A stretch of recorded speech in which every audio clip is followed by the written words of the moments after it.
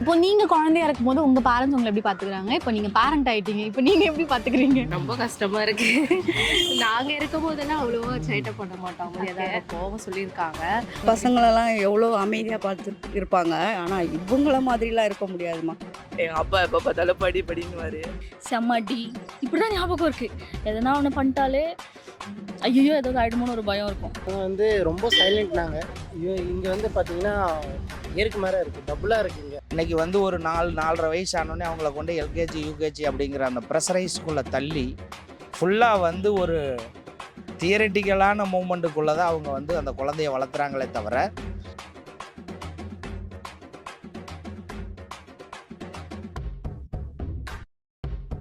இப்போ நீங்க சில்ட்ரன்ஸா இருக்கும் பொழுது ஒரு விஷயம் நடந்திருக்கும். நான் வந்து இப்பெல்லாம் பண்ணக்கூடாது அப்படின்ற மாதிரி இருக்கும். பட் பேரண்ட் ஆனதுக்கு அப்புறம் அது எப்படி மாறுச்சு? அண்ட் தென் எவ்வளோ டிஃப்ரென்ஸ் இருக்கு?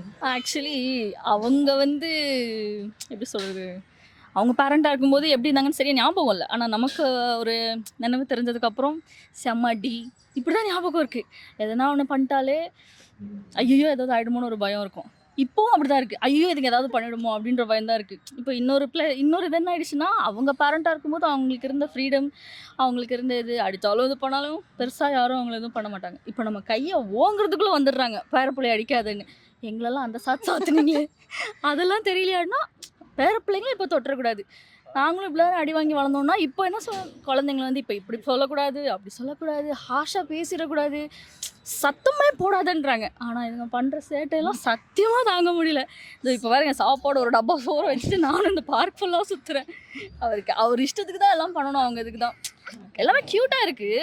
டிஃப்ரென்ஸ்னால் நம்ம வந்து ஃபஸ்ட்டு அப்போல்லாம் கேட்டுப்போம், கொஞ்சம் பயம் இருந்துச்சு. ஓகே. இப்போது இந்த ஜென்ரேஷன் கொஞ்சம் பயம் இல்லை. நம்ம ஃபோர்ஸ்ஃபுல்லாக சொன்னால் கூட பயப்படுறது இல்லை அவங்க.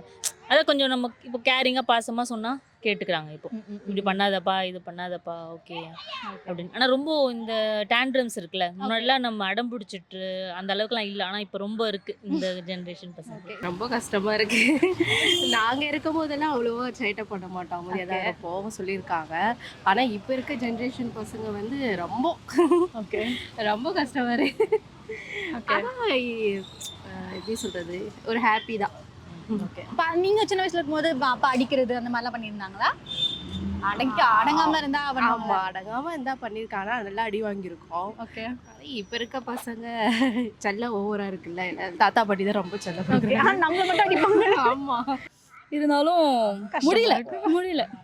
நம்ம சைல்ட்ஹுட் எப்படி இருந்துச்சானா சத்தியமாக அப்படிலாம் இல்லை. நம்ம வந்து ரொம்ப பாவம், அந்த இன்னசென்ட்டான அந்த இது இருக்கு இல்லையா, அதெல்லாம் அந்த 90s அடிக்க வருவாங்களோ, ரொம்ப 90s புராணம் பாடுறாங்கன்னு சொல்லிடுவாங்க. ஆனால் சீரியஸாக எனக்கு தெரிஞ்சு அந்த 2000க்கு அப்புறம் அந்த இன்னசென்ஸ் இருக்கான்னு தெரியல. பிள்ளைங்களாம் பயங்கர ஷார்ப்பாக ஒரு மாதிரி ரொம்ப வந்து சென்சிட்டிவாக வேறு இருக்காங்க. எதனா சொன்னாலே அப்செட் ஆகிடுறாங்க, ஒரு மூளைக்கு போய் உட்காந்துடுறாங்க. கொஞ்சம் கஷ்டமாக தான் இருக்குது. சரி, நம்ம குழந்தையாவே இருந்திருக்கலான்ற லெவலுக்கு தான் இருக்குது இப்போ. நீங்கள் 90s இல்லையா? ஐயோ நாங்களாம் 90sல வர ஒரு 2Kல வர ஒரு 90s கிட்ஸ். Okay fine. ஐயோ, என்ன சொல்கிறதுனே தெரியலையே. அவனை ஜிங்கனமணி சாங் ஆட சொல்லு. அப்பா என்ன அடிப்பாரா? நீ அடிக்க மாட்டவங்க குழந்தைய. வேற என்ன பண்ணுவாங்க? எங்கள் அப்பா எப்போ நீ சேட்டை பண்ணிட்டு இருப்ப. எங்கள் அப்பா எப்போ பார்த்தாலும் படின்னுவாரு. நான் அவ்வளோவா படிக்க சொல்ல மாட்டேன். ஓகே. படிக்க சொல்லாம என்ன பண்ண போற? ரொம்ப ஸ்ட்ரெஸ் தான். இங்க வா கரெக்டாக இருக்கும். கேட்டுக்குள்ள வா, இங்க வா. என்ன தர மாட்டேன்? சும்மாவே இதை திட்டினே இருக்காங்கக்கா, கம்முனே இருக்க மாட்டாங்க. டிவி பார்த்தா திட்டுறாங்க, ஃபோனை பார்த்தா திட்டுறாங்க, ஓகே. வெளில சைக்கிள் திரும்பினா திட்டுறாங்க, வெளில போனாலும் திட்டுறாங்க, கடைக்கு போகலனாலும் திட்டுறாங்க, எல்லாத்துக்கும் திட்டுறாங்கக்கா. வண்டி ஓட்டா திட்டுறாங்க, வண்டி ஓட்டலனா திட்டுறாங்க. என்ன பண்றது? மனுஷன் எவ்வளவுதான் கஷ்டப்படுது. குழந்தைத்தனம்ன்றது போதுல, அதை அக்செப்ட் பண்ணிக்க முடியுதா?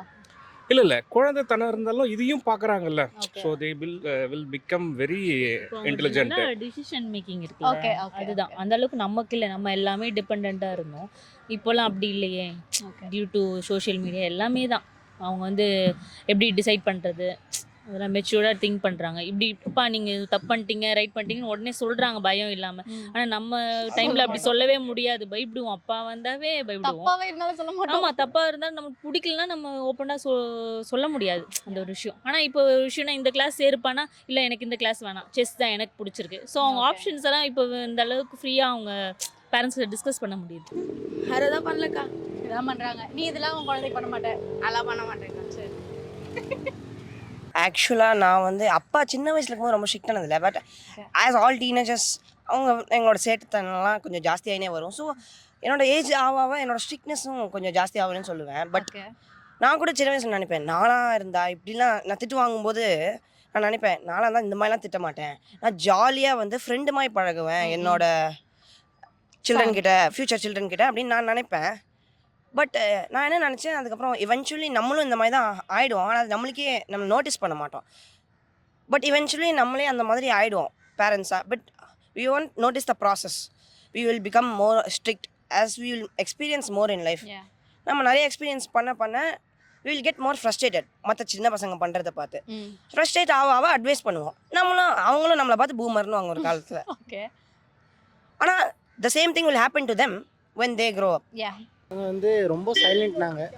இங்கே வந்து பார்த்தீங்கன்னா ஏருக்கு மேலே இருக்குது, டபுளாக இருக்குது இங்கே. இப்போ வந்து பார்த்தீங்கன்னா எங்கள் அம்மா அடிப்பாங்க எங்களை அடங்கலைன்னா. இப்போ வந்து நாங்கள் இவனை அடித்தா எங்கள் அம்மா வந்து எங்களை அடிக்கிறாங்க திருப்பியும். ஸோ எப்படி இருந்தாலும் நாங்கள் தான் அடிவாங்க. பிடிவாதம் அதிகம். ஃபஸ்ட்லாம் நாங்கள் சின்ன வயசில் சொன்னால் கேட்போம், இவ்வளோலாம் இருக்காது. இப்போ இருக்கிற குழந்தைங்க வந்து ஃபஸ்ட்லாம் விளையாட்டு பொருட்கள் நிறைய இருக்கும். இப்போலாம் ஃபோனை தவிர வேறு எதுவுமே இல்லை. ஃபோன் இருந்தால் தான் ஒன்று பசங்களுக்கு. இப்போ இவன் ஃபோன் இருந்தால் தான் எல்லாமே சாப்பிட்றதுலேருந்து எல்லா ஒரு விஷயத்துலேருந்தும் ஃபோன் மட்டும்தான். இப்போ இருக்கிற குழந்தைங்க ஜெனரேஷன் வந்து ஃபோன் தான். ஓகே. எங்களுக்கு ஃபோன்லாம் இல்லை. ஏதோ ஒன்று பயத்தை காட்டி ஏதாவது சாப்பாடு விட்டுவாங்க, ஏதாவது ஒன்று வெளியே வந்து விளையாட்டை காட்டி சாப்பாடு விட்டுவாங்க. கார், பைக்கு, ஏதோ ஒன்று பூச்சி கீச்சு போனாலும் அதை பார்த்து சாப்பாடு விட்டுவாங்க. இப்போ இருக்கிற பிள்ளைங்கள்லாம் ஃபோன் காட்டினா தான். இப்போ கூட பாருங்கள், ஃபோனை காட்டினா அவள் தான். ஸோ இவ்வளோதான் இப்போ இருக்கிற இது. பசங்களெல்லாம் எவ்வளோ அமைதியாக பார்த்து இருப்பாங்க. ஆனால் இவங்கள மாதிரிலாம் இருக்க முடியாதுமா. இவங்களுக்கு வயசே ஆகல. ஒரு நிமிஷம் ஒரு இடத்துல இருக்க முடியல இவங்களால. எல்லாத்துலேயும் ஏறுறது இறங்குறது பாருங்க, கையில் இருக்கிற மைக்கை பிடிங்கிடுவாங்க போல. ஆக்சுவலி நீங்க அவங்கள ஸ்ட்ரிக்ட்டா தானே பாத்துக்கிட்டீங்க. இவங்களே ஸ்ட்ரிக்ட்டா பாத்துக்க மாட்டீங்க. இது பார்க்க முடியலையே.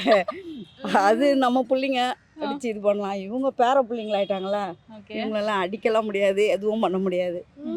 செல்ல பிள்ளைங்க. பரவாயில்ல சும்மா இருக்கு, அவ்வளோதான். வேற எதுவும் இல்லை. இவங்க வந்து வச்சுட்டு இருக்க முடியல, ஒரு நிமிஷம் இருக்க முடியல. இதுலேயே ஓடுறது அதே தான். நீங்க உங்க பசங்களை எப்படி பார்த்துக்கிட்டீங்க? வணக்கம். என்ன ஐயா மூஞ்சில சிரிப்பே காணோம். நாங்கள்லாம் வந்து எனக்கு இப்போ வயசு 55 ஆகுது. 54 முடிஞ்சு 55 ஸ்டார்ட் ஆகுது. எனக்கு ஒரே பொண்ணு தான். அவங்கள வந்து அந்த காலகட்டத்தில் நாங்கள் கிராமத்திலேருந்து வளர்ந்தவங்க. அதனால் அந்த சூழலியலுக்கு தகுந்த மாதிரி, அந்த ஒரு வாழ்வியல் சூழல், அந்த பண்பாட்டு கலாச்சாரத்துக்கு தகுந்த மாதிரி எங்களுடைய குடும்ப பழக்க வழக்கங்கள், பண்பாடு, கலாச்சாரம், அந்த நிலைப்பாடுகளை சின்ன வயசுலேருந்தே நாங்களாம் சொல்லி கொடுத்து ஒரு கிராமப்புற வாழ்வியலுக்குள்ளே வளர்த்துனதுனால பெருசாக அவங்கள கண்டித்து வளர்க்க வேண்டிய ஒரு நிர்பந்தம் எங்களுக்கு ஏற்படலை. ஏன்னா அவங்களும் அந்த கிராமப்புற சூழல்களுக்குள்ளே வளர்ந்ததுனால அவங்களுக்கும் பெருசாக ஒரு வெளி உலகத்தினுடைய இந்த ஒட்டுமொத்த உலகத்தினுடைய நிலைப்பாடு தெரில. என் பொண்ணு வந்து காலேஜ் போகும்போது தான் வெளி உலகத்துக்கே போகிறாங்க. அப்படிங்கிறப்ப அவங்க வந்து அந்த டீனேஜ் சூழ்நிலையை தாண்டி ஒரு பக்குவமான நிலைப்பாட்டுக்குள்ளே வந்துட்டதுனால நான் பெருசாக இது வரைக்கும் கண்டிக்கலை. என்ன சார் நினைக்கிறீங்க? இல்லை, என்னை விட என் பையன் வந்து ஒரு விஷயம் சொன்னால் புரிஞ்சுக்கிறான். கேட்டு சில டைம் வந்து இவனுக்கு 7 years தான் ஆகுது. ஒரு சில விஷயம் எனக்கே ஐடியா கொடுப்பான். அப்பா இது இப்படி நம்ம பண்ணக்கூடாதுப்பா, இப்படி பண்ணப்போ, but E saying the right thing. So நாங்கள் வந்து அந்த ஜென்ரேஷனில் எந்த அளவுக்கு கற்றுக்கிட்டோமோ அதை விட அதிகமாக இந்த ஜென்ரேஷன் சின்ன வயசுலேயே கற்றுக்குறாங்க.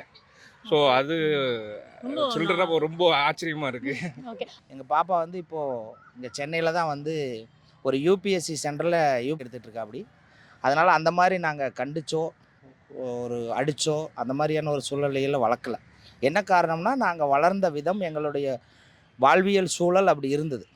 ஆனால் இன்றைக்கி இருக்கக்கூடிய ஒரு இன்றைய காலகட்டத்தில் இருக்கக்கூடிய குழந்தைகள் வளர்ப்பு நிலைப்பாடு அப்படிங்கிறத பார்த்திங்கன்னா, அந்த குழந்தைகளுக்கு வந்து அந்த குடும்பத்தோட பண்பாட்டையோ கலாச்சாரத்தையோ பாரம்பரியத்தையோ சொல்லி கொடுத்தோ, அல்லது இந்த தமிழ்நாட்டினுடைய மண் சார்ந்த கலாச்சாரங்களையோ பண்பாட்டு கூறுகளையோ சொல்லி கொடுத்தோ எந்த பேரண்ட்ஸும் வளர்க்கலைங்கிறது என்னுடைய நேரடி குற்றச்சாட்டு. என்ன காரணம் அப்படின்னு கேட்டிங்கன்னா, இன்றைக்கி வந்து ஒரு 4-4.5 வயசு ஆனோடனே அவங்கள கொண்டு எல்கேஜி யூகேஜி அப்படிங்கிற அந்த ப்ரெஷரைஸ்க்குள்ளே தள்ளி ஃபுல்லாக வந்து ஒரு தியரிட்டிக்கலான மூமெண்ட்டுக்குள்ளே தான் அவங்க வந்து அந்த குழந்தைய வளர்த்துறாங்களே தவிர, இந்த இந்த நாட்டினுடைய அல்லது இந்த மண்ணினுடைய இந்த வாழ்வியல் சூழல் பண்பாடு கலாச்சாரம் வரலாறு அந்த மாதிரியான ஒரு நிலைப்பாட்டுக்குள்ளே அந்த குழந்தைய அவங்க வளர்த்தலைங்கிற ஒரு குற்றச்சாட்டு எனக்குள்ள மனசுக்குள்ளே ஒரு தாக்கமாக இருக்குது. இப்போ வளரக்கூடிய குழந்தைகளை அந்த மாதிரி ஒரு பண்பாட்டு கூறுக்குள்ளேயும் கலாச்சார கூறுகளையும் சொல்லி கொடுத்து ஒரு லிபரலைஸாக வளர்த்தணும் அப்படிங்கிற ஒரு வேண்டுகோளையும் நான் வந்து இந்த இடத்துல வைக்கிறேன். Thank you sir. நன்றி, வணக்கம். தேங்க்யூ.